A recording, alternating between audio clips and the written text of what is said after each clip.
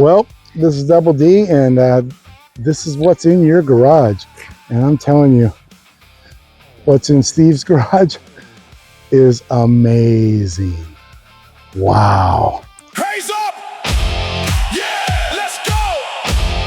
What's in your garage?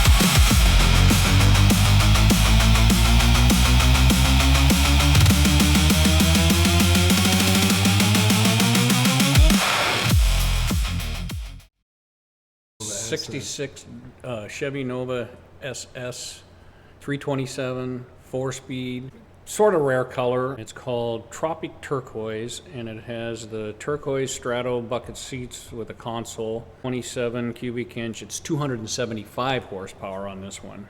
Okay. 4-speed, 4-barrel car, all numbers matching. It's manufactured in Willows Run, Michigan.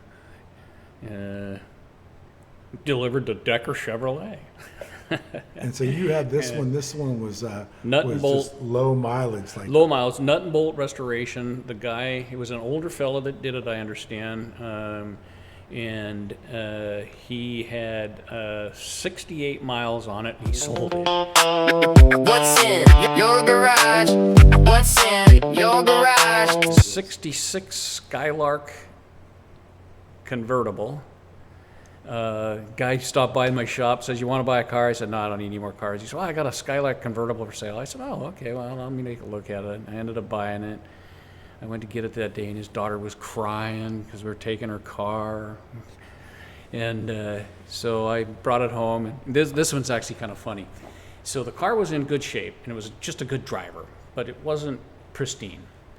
And where you put your arm in the window had rust from the years of people putting their arms on the window. So I bought some paint to try to spray paint it. It's a, God, what do they call that color? It's a almond. And I went to spray paint it. It looked like crap. And I said, "Oh, the hell with it." There we go, another restoration job. I called my painters. I'm bringing a car now, and I need it painted. So we pulled the motor, completely stripped it, gutted it, sent it down, and had him repaint it, and then put new interior, put it all back together. I believe it's the 325 horsepower nail head in it. It's the Wildcat. They call it the 445 Wildcat, and I think that's what's actually was on the original air cleaner, but it's the smaller motor version. They have a bigger horsepower. It's in the GS models.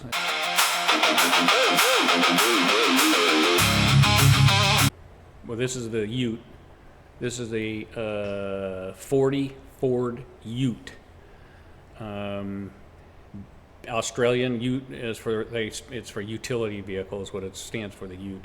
It's a utility truck. It's a truck body that came out of the outback, I was told, in Australia. The guy found it, threw it in a container when he came up here to the United States, brought it with him, and then he built the truck and did not quite finish it, sold it to a buddy of his who finished it. He converted it from a right-hand drive, Australian right-hand drive, to a left-hand drive by just taking a dash out of a 40 Ford car, and it bolts right in, and did the conversion, and then put a 5.0 Mustang motor in it, 3-speed automatic. This thing's just a smooth driver. The guy that built it did a really nice job. He put the Steelies on it. That's the look he wanted. He didn't want the hot rod look. He wanted more of a old school look for it. But yeah, custom interior. And it's just a nice job. Very, very well built truck. Yeah, as it says, it's not a trailer queen. You can see that right there. No, this one was never meant to be a trailer queen. Yeah, come on! Very first car that I had cars in high school, but this was my first street rod that I really was a decent car. I bought it from a guy out of Buckley, I think, and drove it around for a little while, and then said, "Oh, I'm gonna do some work on it." And next thing I knew, I had it all tore apart. It had the original cloth or vinyl top on it. I filled that in. New headlights, new wheels and tires, filled in the cowl vent, I don't know, just modified the rear gas tank filler, license plate, all that stuff, just smoothed the whole car out. Left the original 350 in it, 3-speed automatic, still same motor, runs great, fantastic, always starts. Had a custom interior put in it, tweed. This was back in the 90s, so tweed was in back then. It was before leather got popular. But the guy did a really custom, cool job on it. New gauges. Just anything that I build, I always, you can see down there on the dash, I put a cup holder. I got to have a cup holder for a cup of coffee, you know. Nice. Back then it was lattes, but... Yeah. So it's just a fun, cool car, but you see that headliner, one piece all the way front to back that he installed in there. I mean, it's pretty cool. Is it loud? Is it proud? Does it laugh? 47 Studebaker Pickup. You know, That was built in a guy's garage in Alaska by himself. And he brought it down here and turned it in for a Corvette, traded for a Corvette.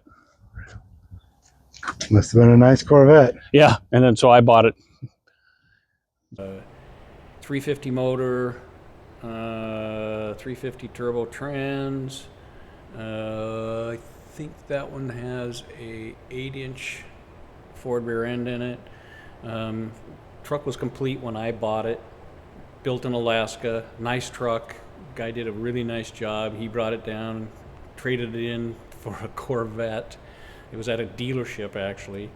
And when I saw it, I said, "Oh, it's a nice truck." And he told me it was out of Alaska. The guy built in his garage. And I went, "Oh, I'm probably not going to even look at it." He said, "No, you got to drive it. It's a nice truck." Guy did a nice job, but I was really surprised. The guy did a really nice job. The only thing I've done to it is I put the diamond plate in the rear bed. He had a piece of plexiglass back there. I'm not sure why. And I put a piece of diamond plate in there. I'll probably put a wood kit in it one of these days. But yeah, great driver, 70 miles an hour, air conditioning, disc brakes, just a good truck. What's in your garage? Let's go. 55 Chevy. I bought this, I don't remember how many years ago, over at Good Guy Show in Spokane. The LT1 motor, fuel injected Corvette motor. Actually, I think it was an 80 something, 83 or something. I came out of a Corvette. It says Bel Air, which it's got Bel Air emblems and stuff, but I think it was actually a 510 or 210 originally, or whatever they called them. Yeah, 210 I think back then. It's been modified. They took the wing windows out of it, Corvette grille, swapped out the rear springs, they make them so they go to the inside so you can put some wider wheels on it, custom interior, obviously new gauges, tilt wheel. I did change out some of the electronics. I put a push button starter on it. Yeah, it's been a really good car, great driver, 70 miles an hour down the freeway. I'd drive this one across the United States. It's just a great cruiser, comfortable car to drive. Yeah, it looks like it. That is I think those are amazing. Foose wheels on it. That is just beautiful. What's in your garage? Tell me what you got. We'll come to see it all. 57 T-Bird, frame off restoration. Bought the car, decent shape, drove it a couple of years, and then decided to paint it, which turned into a complete frame off restoration. Rebuilt motor, rebuilt the tranny. Everything's pretty much nut and bolt brand new, new wire wheels. Yeah, it's just a frame off brand new car now. It is beautiful. It's got a 312, what they call the Y block in it. Automatic, yeah, just all clean. I did put electronic ignition on it, Malroy ignition, because the old ones are not very good, and the electronics are much better. I've always liked the hardtop convertibles. See, that hardtop does come off. This one does not have the convertible with it, though. It didn't come with the convertible. You can put one in it aftermarket if you want, but I pop the top off on and off, but that's it. And they come off really easy on this particular car. They are heavy, though. They're not light. I did put a aftermarket steering column in there, only because these things are really tight to get in and out of. Anybody that's been in them knows that. So it's got a tilt wheel, and then I put the smaller steering wheel. It looks like the original, but it's smaller, so it gives you a couple of extra inches for old fellers to get in and out. And there's my cup holders, you see. And then custom gauges.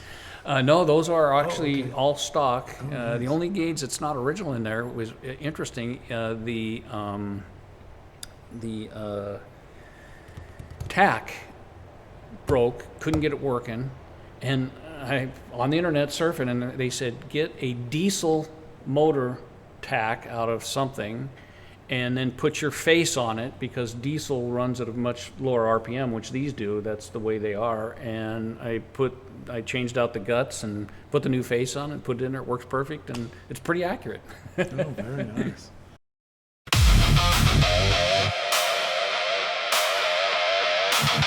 You're going to want to hear this one.